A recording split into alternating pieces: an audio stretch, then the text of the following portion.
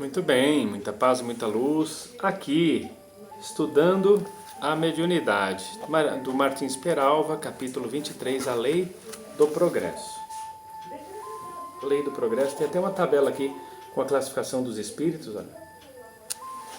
Está falando aqui sobre a categoria dos espíritos, os inferiores, elevados, sublimados. Os inferiores, ó, o que os define, segundo Peralva aqui, é o egoísmo, orgulho, a preguiça e a maldade. Os elevados, fraternidade, conhecimento, humildade e boa vontade. E os sublimados, notável superioridade moral e intelectual. Lembrando que esse tipo de classificação serve também para encarnados, porque assim como existem os desencarnados inferiores, tem os encarnados inferiores também. Aqui está bem genérico, é mais uma pincelada para ter uma ideia mais ou menos do que é um espírito sublimado, elevado e os inferiores. Seguindo, avançando aqui no livro, que no capítulo 23, a Lei do Progresso, aqui nós vamos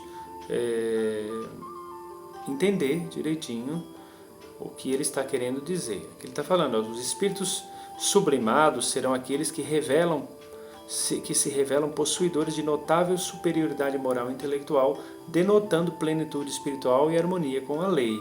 Encarnados ou não, transitam pelos caminhos do mundo à maneira dos sóis que refulgem nos planos siderais. São muito raros e irradiam bondade, compreensão, sabedoria e amor, revelando-se capazes dos maiores sacrifícios a benefício da felicidade alheia. Serão, evidentemente, os poucos missionários cuja vida apostolar se destaca da vulgaridade terrestre. Recentemente, o mundo conheceu um desses sublimados espíritos na pessoa de Mahatma Gandhi, cujo extremado amor à humanidade foi algo de extraordinário e sublime. Não sei se vocês sabem, Mahatma Gandhi é uma das encarnações de São João Batista, tá, gente? A nossa geração deve sentir-se honrada em ter respirado o mesmo oxigênio que o excepcional líder espiritual respirou. Aqui vai falar um pouco da biografia do Gandhi, quem quiser conhecer, pode pesquisar, vai achar Mahatma Gandhi. Aqui ele fala, ó, Cristo, pedra angular da civilização do porvir, teve em Gandhi um grande discípulo, exemplificador de sua doutrina. De outra vez dissera, minha alma não terá paz enquanto for testemunha impotente de uma só injustiça ou de uma só miséria. O extraordinário chefe espiritual da Índia porfiou incessantemente para que milhões de compatriotas seus tivessem um pouco de felicidade. Dava de si antes de pensar em si mesmo. Lutou sempre para que todos os desgraçados tivessem direito a um lugar ao sol. Referindo-se às suas futuras reencarnações, Gandhi acreditava nas vidas sucessivas, afirmou, não desejo voltar a esta vida, mas se tiver de renascer, peço a Deus que me faça um pária, que possa compartilhar de seus sofrimentos e humilhações e que me seja dado libertar-me a mim e a eles de tão miserável condição. Pária, a Índia ela é dividida em castas, tem as castas bem inferiores e as castas superiores do ponto de vista financeiro, social, etc., de hierarquia religiosa, e os párias estão entre as castas mais baixas. Então, a de Gandhi, disse Einstein, outro sublimado espírito que vem retornar também à pátria sideral. Dificilmente as gerações do futuro acreditarão que passou pelo mundo em carne e osso um homem como Gandhi. O espírito sublimado irradiará sempre em todas as circunstâncias sabedoria e misericórdia. Claro, eu estou dando uns saltos aqui para vocês entenderem a classificação que o Peralva fala. Sobre os espíritos elevados, ele fala o seguinte, ó, classificamos como elevados os que, encarnados ou desencarnados, revelam noções de fraternidade, conhecimento, humildade e boa vontade. São os espíritos cujos bons sentimentos predominam sobre os maus sentimentos. E aqui ele vai avançando aqui, ó. Tal observação, considerando o objetivo desse livro, leva-nos a meditar sobre o erro em que incidem muitos companheiros do nosso movimento ao pretenderem infantilmente atribuir aos instrutores espirituais pleno conhecimento de todos os assuntos. Os espíritos são simplesmente criaturas humanas desencarnadas. Se dotados de senso de responsabilidade, falarão apenas sobre aquilo que se encontra na órbita dos seus próprios conhecimentos. Não peçamos, pois, aos instrutores aquilo que eles não podem dar. Então, as pessoas têm muito hábito de achar, porque um espírito está um pouco mais evoluído, ele vem como um mentor, um instrutor, que ele sabe tudo e pode tudo. As coisas não são bem assim. Não são bem assim. né? Os espíritos, eles têm sim a especialidade deles, o rol de atendimento, de afinidades de trabalhos, mas algumas coisas eles têm que encaminhar para outros que são especialistas naquela área. Não sobrecarrega os seus guias e as entidades às quais você tem acesso com coisas que muitas vezes estão para além do conhecimento da alçada deles. Vamos lá, espíritos inferiores. Temos por fim os espíritos que somente para efeito de estudo foram classificados como inferiores.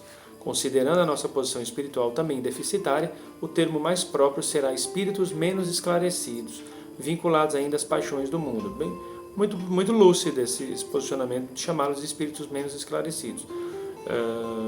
Neles, a predominância em toda a linha dos sentimentos inconfessáveis. Coisas que causa vergonha até de falar, né? Por isso que o termo inconfessável. Excepcionalmente praticam a boa atitude, né? Como que a significar que a centelha divina, os princípios superiores imanentes aguardam o concurso do tempo, ou seja, o lado divino dele está bem apagadinho. Os espíritos inferiores se revelam pelo egoísmo, pela ignorância, pelo orgulho, pela preguiça e pela intemperança em qualquer dos seus aspectos. Sob o impulso inelutável do progresso, lei que abrange todos os seres, acumularam expressivas energias no misterioso mundo de suas individualidades terrenas, para se erguerem, afinal, como verdadeiras estátuas de luz. No caso aqui já está se referindo aos espíritos iluminados que vêm ajudar a humanidade a sair desse grau de inferioridade. Os espíritos inferiores de hoje precisam, pois, do braço amigo dos vanguardeiros do bem, a fim de que sejam amanhã almas redimidas e sublimadas.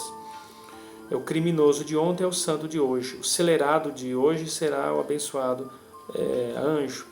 Se em nossos trabalhos mediúnicos recebemos com alegria a visitação de espíritos elevados, não deve ser menor o nosso júbilo quando baterem à porta dos agrupamentos mediúnicos através da incorporação turbulenta ou dolorosa, irmãos que ainda perambulam nas regiões de sombra e aflição. Maltratar ou ironizar um espírito sofredor ou endurecido é tão condenável e antifraterno quanto recusarmos em nossa porta o pedaço de pão ao faminto ou ao copo de água ao sedento. O serviço mediúnico, ao nosso ver, é sementeira de esclarecimento. Os atormentados de todos os matizes devem encontrar nas tarefas mediúnicas, em toda a sua plenitude, consoladora promessa de Jesus. Vinde a mim, ó vós que vos achais aflitos e sobrecarregados, e eu vos aliviarei. Mateus capítulo 11, versículo 28. Bom, é interessante a gente falar, né, sobre esses assuntos, porque assim, muitas das entidades que trabalham nas casas espíritas, ou nos terreiros, ou nas igrejas, como em geral, nos templos, não são entidades tão evoluídas. São espíritos que têm um propósito parecido com o propósito da maioria ali.